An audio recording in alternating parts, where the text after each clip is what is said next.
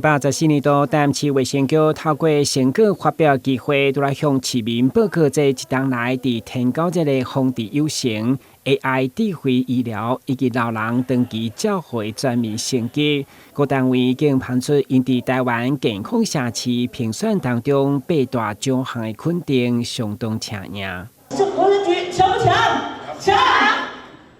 除了防疫照顧加健康營銷訴求，另外配合中央和市民佇禮拜或者是國定假日買當方便就醫的輕急症中心，佇11月啟動服務以來，真正做大新，強調小病唔免開大病院。那到目前為止，我們假日輕急症中心在我們13個示範點裡面，那目前我們的成效一直維持得非常的良好。那大概呢，這個辦理的它都是在這個每個週末。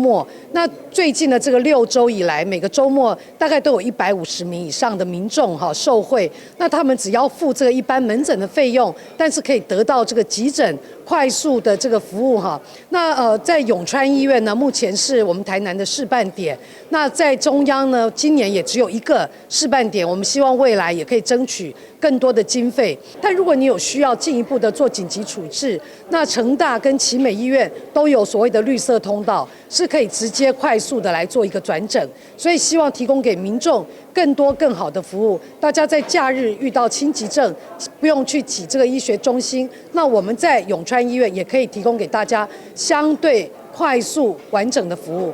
衛生局表示，未來將持續以市民需求為中心，結合科技社區加健康促進，打造台南成為健康好徛起的城市。台南新聞阮籍採訪報道。